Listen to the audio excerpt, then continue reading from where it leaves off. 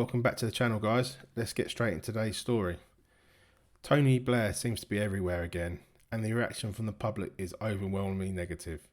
People aren't just frustrated with him, they hate the fact he's back in the political conversation. And the big question is, why now? Why is Blair, a former Prime Minister who left office over 15 years ago, suddenly becoming one of the most criticised figures in British politics again? A big part of that is that Blair never really went away. Unlike most former PMs who step back after leaving office, Blair has continued to shape British politics from the sidelines. He's advising governments, pushing policy agendas, appearing in interviews and even influencing the direction of the Labour Party under Prime Minister Keir Starmer. And for many people that hits a nerve, because Blair is not elected, not accountable, yet still managing to insert himself into Britain's future. But the deeper reason for this renewed hatred lies in his legacy. The biggest stain on Blair's career is of course the Iraq War. Even now people feel angry about what happened, the dodgy dossiers, the weapons of mass destruction that never existed, and the feeling that the British public was manipulated into a conflict that cost thousands of lives.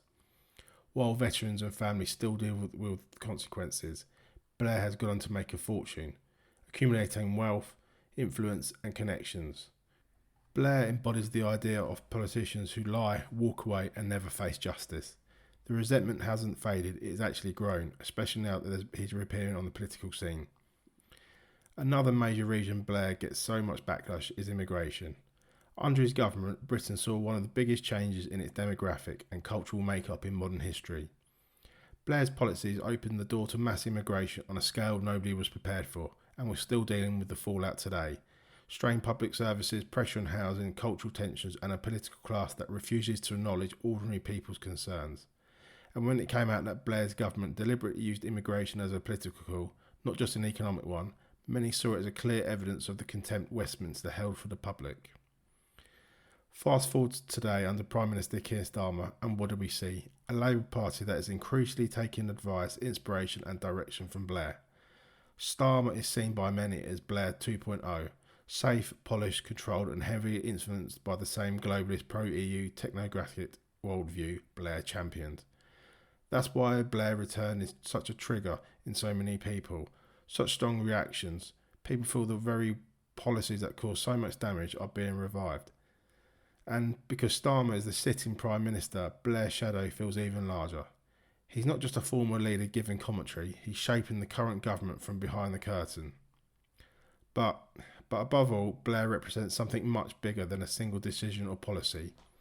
He represents the modern political elite, wealthy, insulated, globalist and detached from the ordinary British people.